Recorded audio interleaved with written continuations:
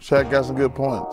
This series is a wrap. Game 3 Denver Nuggets laban sa team ng Minnesota Timberwolves at sistensyado na nga ang team ng Nuggets dito kay Shaquille O'Neal at Charles Barkley. Base na rin sa tinatakbo ng laro at opinyon nila bilang mga dating NBA player na malawak ang experience sa high-level basketball at para sa kanila nga ay tapos na ang sering ito. Ayon nga dito kay Shaquille O'Neal ay malaki ang epekto ng momentum sa isang team lalong-lalo na sa playoffs at nasa Minnesota ang magandang momentum ngayon. Maganda ang tinatakbo ng kanilang laro, mapa-opensa o depensa man yan. Kahit sa home court pa nga ng Nuggets ay nagawa nilang 2-0 ang team ng Nuggets, di mas lalo na ngayon na maglalaro ang Nuggets sa home court ng Minnesota. Malaking pressure ngayon ang nararamdaman ng Nuggets sa pagpunta naman nila sa home court ng Minnesota Timberwolves. Ayon naman kay Charles Barkley ay diretso nang nasabi na mas malakas ang Minnesota ngayon, kayang-kaya nilang pigilan ang joker ng Nuggets, Rudy Gobert, Naz Reid, Karl Anthony Towns at meron pa nga silang Anthony Edwards, kaya tapos na ang seryeng ito para kay Charles Barkley. Nasa team na nga ng Minnesota ang magandang momentum, pati ang magandang pagkakataon home court nila sa Game 3 at posible nga na mawalis ang Nuggets sa seryeng ito, lalong-lalo na nga kung mananalo na naman ang Minnesota ngayong Game 3. Inasahan ng karamihan na magdodominate ang joker noong Game 2 sa kanilang home court dahil sa walang Rudy Gobert, at ito pa ang isang nakita ng karamihan, hindi niya kaya ang Minnesota na walang Rudy Gobert sa Game 2. Sa kanilang home court, di mas lalo na ngayon na magbabalik itong si Rudy Gobert at sa Game 3 rotation ng Wolves mas titindi pa nga. Kailangan na mag-step up ni na Porter Jr., Jamal Murray para may katulungan sina Nikola Jokic at Aaron Gordon, at kung nag-click ang laro ng apat na players na ito dito sa Game 3 ay posibleng manalo pa nga sila, pero sa ganda nga rin ng depensa ng Minnesota Timberwolves at sa laki nila na may mismatch itong si Murray ay talagang hirap nga rin ang Nuggets, at itong si Joker ay palaging nabubugbog nga rin sa loob ng paint. Tatlong malalaking players ng Minnesota mabilis na nakapalibot dito kay Nikola. Kagustuhan ng Nuggets na manalo sa Game 3 ay mataas nga rin at fighting spirit nila ito ang kanilang panglaban dahil alam nila na kapag talo na sila dito sa Game 3 ay tapos na talaga ang kanilang conference semifinals. Wala pang ang NBA team ang nakabalik at nanalo sa 3-0 na tambak sa series. Minnesota naman history ang balak gawin at mukhang kayang-kaya nila itong gawin ngayong 2024 dahil na rin sa maganda ang kanilang lineup, may chemistry sa opensa depensa, malakas nga rin dahil sa kanilang tangkad rebound kanilang nakukuha, at kung malusutan nila ang Nuggets ay mukhang sila ang may pinakamataas na chance na manalo sa conference finals hanggang sa NBA finals. Matangkad ang lineup ng Minnesota simula sa mga players na sina Rudy Gobert, Karl Anthony Towns, Naz Reid at iba pa, at sa tatlong players pa lamang na ito ay matindi na ang depensa ng Minnesota sa loob ng paint, tapos may tira pa sila sa 3-point area. MVP pa rin ang Joker, defensive player naman itong si Rudy Gobert at NBA 6 Man of the Year itong si Naz Reid mula rin sa Minnesota Timberwolves. Number 3 sa Western Conference, pero 1 win lang ang pagitan sa number 1 na Thunder at Nuggets. Tabla naman sa serye ang Thunder at Dallas Mavericks, parehong 1-1 ang kanilang score dito sa West, habang sa East naman ay tabla rin ang Celtics at Cavaliers, parehong 1-1 sa serye, at ang Knicks naman ang may dalawang panalo laban sa team ng Pacers at mukhang aabot ang Knicks sa conference finals. Nakaisa ang Dallas Mavericks sa home court ng Oklahoma City Thunder at 1-1 na ang score nila sa serye. Home court naman ang Dallas sa Game 3 at narito ang mga plays natin sa fourth quarter na kung saan nakakaloka ang pinaggagawa ni Luka Doncic. 6 minutes oras natin, 106-101 ang score. Itong si Luka parang napaka-basic nga lang ang galaw, bangga sa defender, natumba, angat sabay bitaw ng pabud na tira, pasok para kay Luka. Sa sumunod na play, fake move sabay spin, napa-fade away, kanyang bantay na iwan ng konti, hindi nakasabay, pumasok na naman ang tira. Score natin 110-101 na nga lamang ng Mavericks, mas lumulobo pa nga. Hindi pa ganon kainit si Irving sa larong ito, 9 points lamang ang nagawa at nagbimintis nga rin, pero Luka Doncic at PJ Washington tig 29 points ang ambag sa Game 2, habang sa Thunder naman ay 33 points ang nagawa ni Shai Gilgeous-Alexander at 20 points para kay Jalen Williams. Maganda nga rin ang depensa ni Lucas sa play na ito,